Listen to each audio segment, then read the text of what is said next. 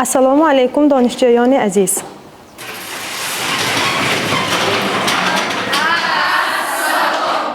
از موضوع گذشته ما سوالنامه ها تقسیم کرده بودیم. کیم تیار باشد مرحمت.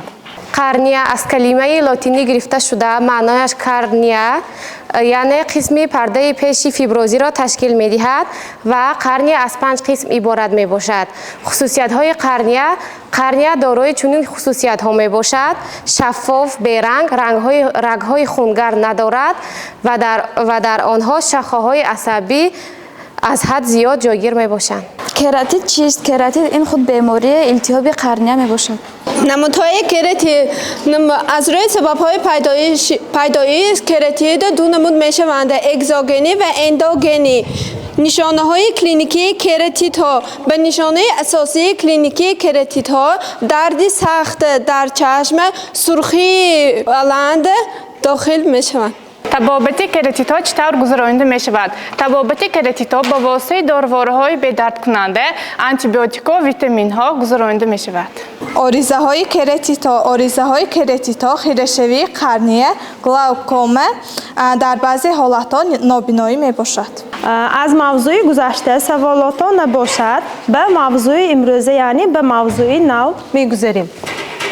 امروزه موضوع نو آناتومی و فیزیولوژی بلورک، کاتاراکت های مادرزادی و به دست آمده یا اینکه غیر مادرزادی هم نامیده می شود. مقصد موضوع امروزه ما تعلیمی، یعنی که ما هر یکتی شمای ماها باید که آناتومی و فیزیولوژی بلورک را دانسته به بیماران نگهداری نماییم. تربیوی یعنی که ما هنگامی به بیماران نگاه می‌داریم دیانتولوژی به رعایت نماییم و رونق دهنده. ما باید که هنگامی بیماری های کاتاراکت چه داروهایی ها استفاده برده می شود و چه طور ما به بیمار نگاه بینی میکنیم باید که دانیم. نقشه امروز موضوع ما آناتومی بلورک، بیماری های بلورک، کلاسیفیکاسیون یا که تصنیفات کاتاراکت های مادرزادی، کاتاراکت های در دوام حیات پیدا شده، تبابت کاتاراکت ها، آناتومی بلورک. بلورک از کلمه یونانی لنز، قسم اساسی شفافی اکاموداسیونی چشم به حساب رفته در قسم حوزه قفا جایگیر شده است. حوزه قفا یعنی این مابین اینبیه و جسم شیشه مانند می باشد. بلورک در معیار شفاف، بیرنگ، جلودار، رگ‌های خونگرد ندارد و شاخه‌های عصبی ندارد. از همین سبب در بلورک بیماری‌های التهابی دیده نمی شود و هنگامی بیماری داشتنی بلورک درد حس کرده نمی شود. کاتاراکت از دو کپسوله عقب و کپسوله پیش و نخهای بلورکی عبارت است. ما گفتیم که رگ‌های خونگرد شاخه‌های عصبی ندارد گفتیم. لیکن در بلورک مایع بین کپسولوی دارد که از آب، ماده های مینرالی، نمک ها، سفیده ها عبارت است. بلورک در معیار لنزه دو طرفه برجسته ببینید تا لنزه دو طرفه برجسته شکل لنزه را دارد و دیامتر بلورک از 9 تا 19 میلیمتر، قوسی بلورک باشد از 3 تا 5 میلیمتر را تشکیل می کند. بلورک هنگامی تولد شدن ملایم و الاستیسیته آنها بلند می شود. بلورک ترکیب کیمیایی بلورک ما حاضر گفته گذاشتیم که اساساً از آب یعنی در نوزادان 73 یا از 100 14% و در کلانسالان 62 از 100 78%. سفیده ها باشد 35% مایع بلورک را تشکیل می کند. نمک های مینرالی، سولفات ها، فسفات ها، خلریت ها، کلسی، کالی و مگنی عبارت است. به غیر از این ماده ها در ترکیب مایع بلورک چرب ها، تیزاب اسکاربینات و ماده گلوتاتیون دارد. اینچنین در مایع بلورک میز، آهن، سینک، بار، منگان نیز موجود می باشد. چی طور ما گفته گذاشتیم که در بلورک رگ‌های خونگرد عصب ندارد. اینچنین در بلورک بیماری التهابی دیده نمی شود. اما در بلورک خیره‌شوی بلورک دیده می شود که تمامی نمودهای خیره‌شوی بلورک را ما کاتاراکت می نامیم. یعنی کاتاراکت معنای شرشره را دارد از کلمه یونانی. بلورک از یک قسمی بلورک سر شده خیره می شود، برای همین هم ما معنای کاتاراکت را شرشره می گوییم. نمودهای کاتاراکت ها از روی شکل خیره‌شوی کاتاراکت قطبی، پیرامید شکل، قبط، تاج شکل، پوره، غلطک مانند و اتیپیکی می باشد. اتیپیکی یعنی شکلی معین ندارد.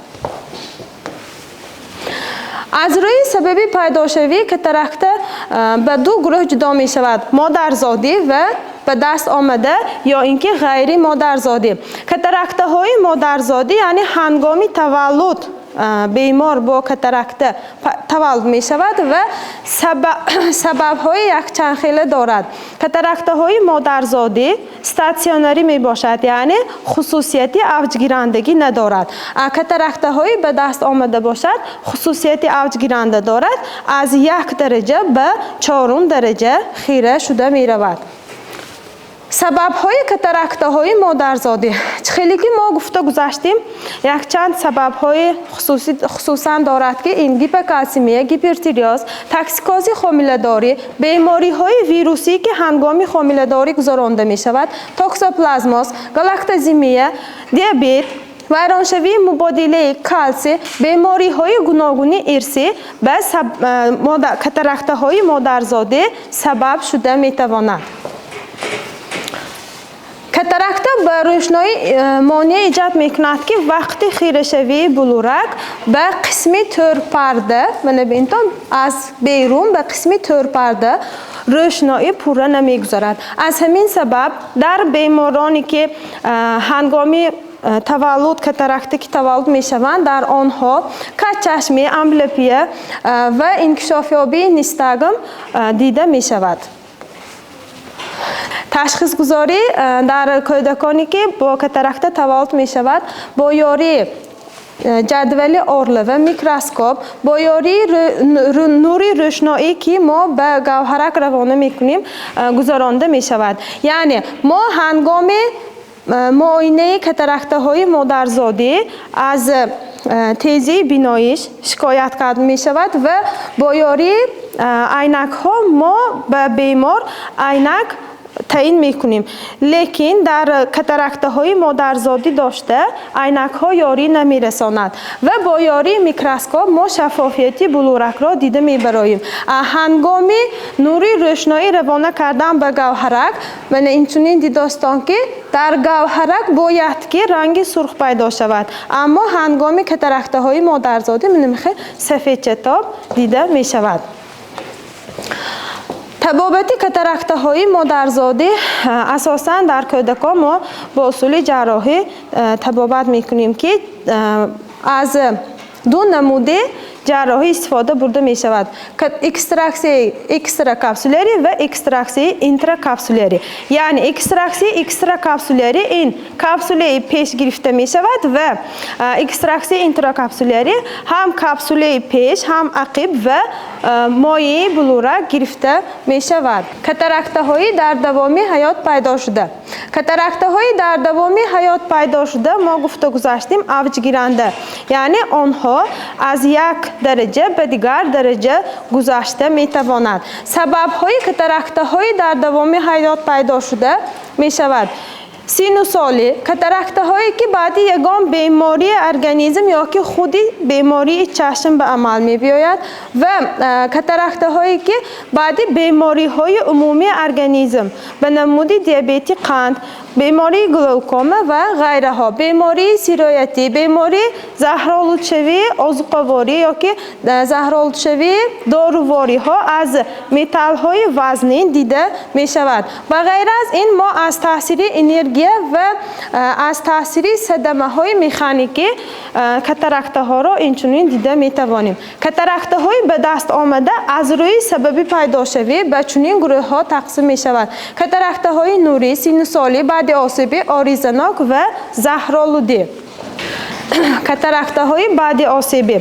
سبب کاتاراکتاهای بعد آسیبی اساساً آسیب‌های مکانیکی میباشد که با یگان پردمیت‌های کند یا که نکته است به چشم آسیب رسانیده میشود که و در تاثیر آن خیره‌شوی بلورک به عمل می‌آید و در وقتی کاتاراکتاهای بعد آسیبی من چنین وایب دیدیم که رسم به تغییریابی شکل اینبیه و شفافیتی بلورک دیگر شده میتواند.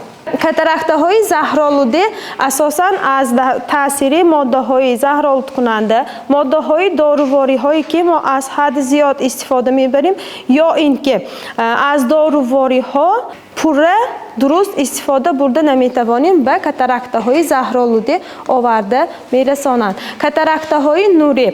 سبب کاتاراکتاهای نوری نورهای اولترابنفش، نورهای رنگینی و نورهای انفراسرخ میباشد.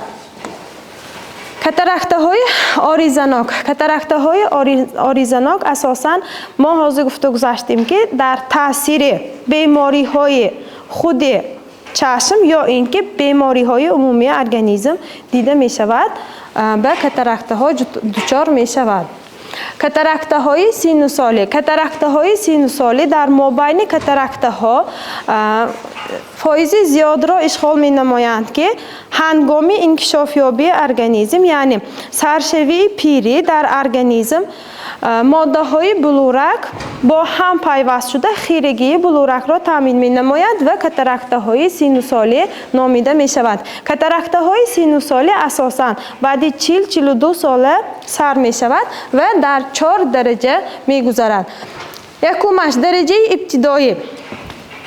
و اینجا نشان داده شده است که هنگامی یکم درجه یعنی سرشوی بیماری در بیمار شکایت به پسشوی بینایش نمی شود لیکن در دیدن آنها خیرگی به وجود آمدنش ممکن.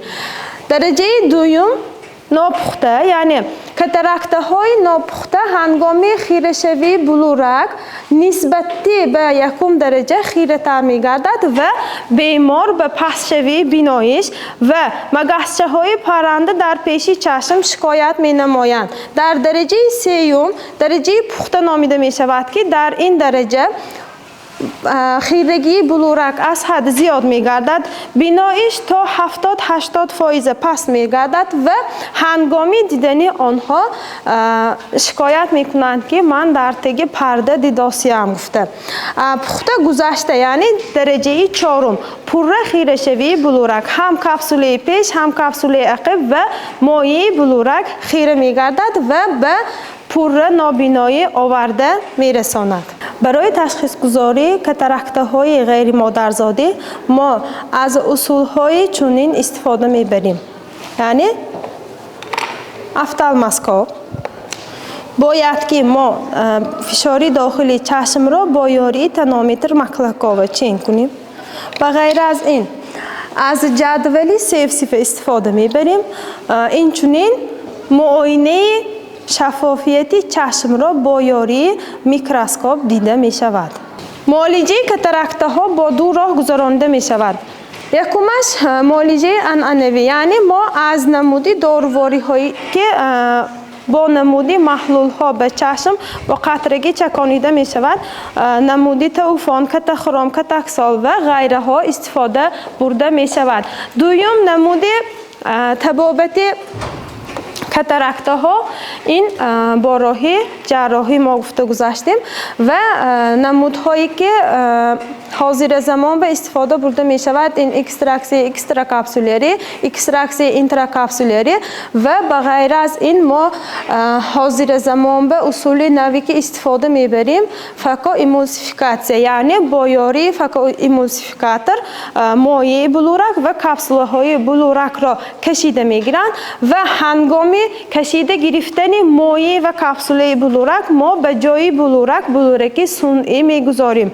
یعنی شما من میدانیم که ما بعد جراحی لنزه میمانند میگویند. بعد جراحی ما از جمله استفاده برده نمودهای بندینه گذاری به چشم من شما هم به نشانتیم. برای گذاشتن بندینه ها برای ما لازم می باشد این перчаткаҳои резинӣ, спирт, пахтаи тамизкардашуда, бинти тамизкардашуда, пенситҳои ҷарроҳӣ, қайчи, инчунин лейкопластрҳо моба зарур мебошад. мо аввал дастпӯшакҳои резиниро ба даст мепӯшем.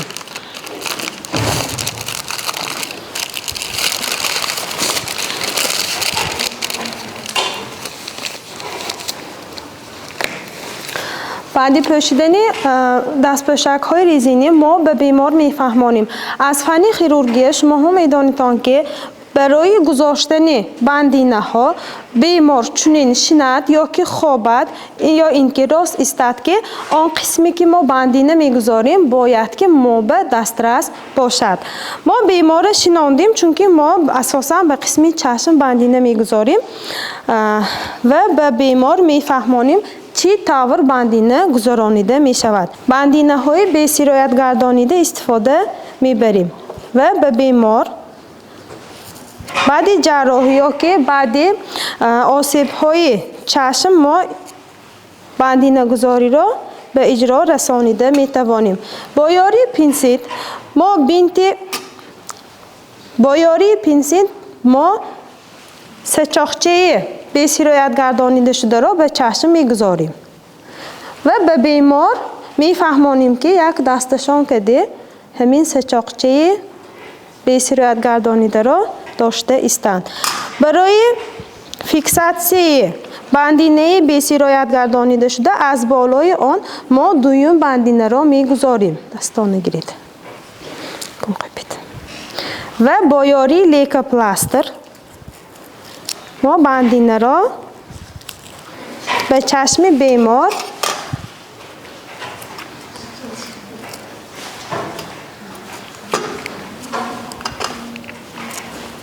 маҳкам мечаспонем.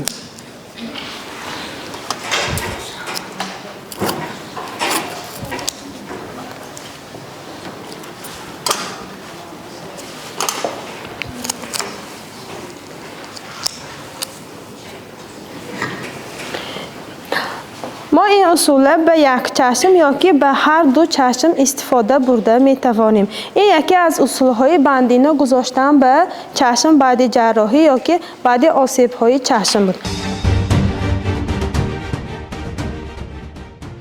барои дигар намуди бандина гузоштан ба чашм мо аз усулҳои бандинабандӣ ба чашм аз намуди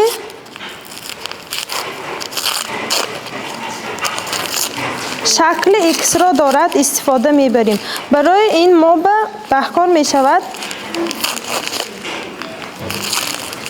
бинт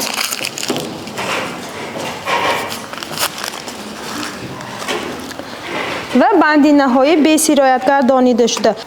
мо бандинабандиро аз қисми пешона сар мекунем. бандина бояд ки 10 сантиметр бошад.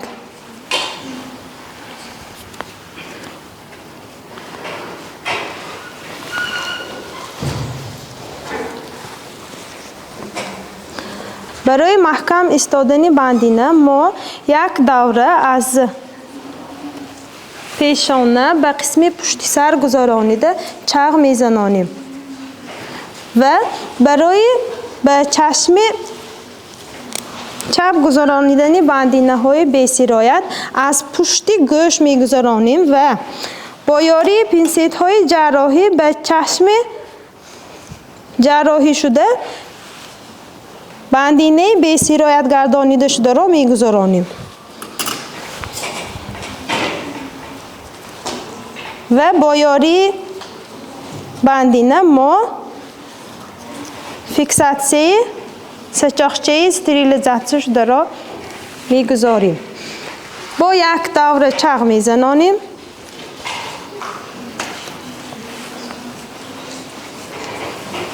бо ҳамин тавр аз болои чашм дуюм маротиба мегузаронем. ҳангоми гузаронидани бандинаҳо ба як чашм мо аҳамият дода намонд дар кор ки гӯшт бояд ки озодона бошад و به دویم چشم برای گذرانیدن بندینه به سرایت گردانیده شده ما از پیشانه یک دوره چرخ زنانیده با بایاری بیندهای به سرایت گردانیده شده به چشم میمانیم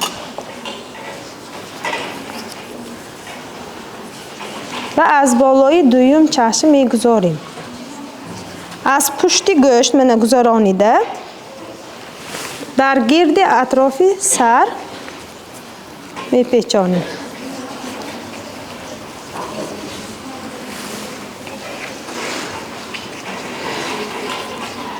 با دویم باره همین کار تکرار میکنیم.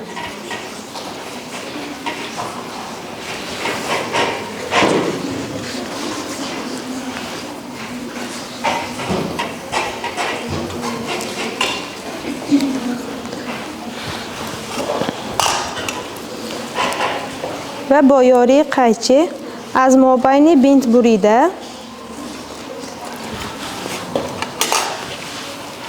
به سر بسته میمونیم.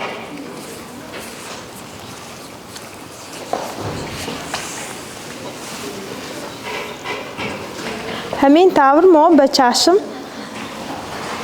بندینه مونوکولری یا که بیکولری رو میگذاریم، یعنی به یک چشم بندینه میگذاریم یا که به هر دو چشم. هنگامی گذرانیدن بندینه ها باید که گوش ها آزاد باشد. هنگامی بینوکولری گذرانیدن بینی گشادگی باشد برای ویران نشدن نفس کشی. پیشگیری کاتاراکت برای محافظتی چشم از نورهای آفتابی ما استفاده برده میتوانیم. از عینک های خوب آفتابی یا کلاه های ویزر باید استفاده برده شود. شما نباید تاماکو کشی کنید و سالم بخورید. بیماری عمومی ارگانیسم را در وقتش تبابت نمایید و هنگامی استفاده بری کامپیوترها از مشق‌های چشم پوره استفاده برده شود و هنگامی استفاده بری کامپیوترها برای محافظتی چشم عینک‌های کامپیوتری استفاده برده شود. اینچنین در حامله‌داران که کدام بیماری‌های عمومی ارگانیسم و کاتاراکت‌های مادرزادی آورده می‌رساند پیشگیری می‌نمایند و در یک سال 2 مرتبه از معاینه عمومی چشم گذرید. موضوع فهمان باشد. من یک مسئله وضعیتی داشتم شما هم به پیشکش نمایم. بیمار 43 ساله زن به تومن در پیشی چشم، مگسچه های پرنده و ستارچه ها در پیشی چشم شکایت می نمایند. هنگامی معاینه مرکزی بیناییش چشم چپ 0.7 دیوپتریه و چشم راست 0.8 دیوپتریه. قری چشم پور دیده نمی شود و هنگامی کرکسیه با لینزه یاری نمی رساند. مرحمت یک فکر کنید تا این کدام بیماری می باشد.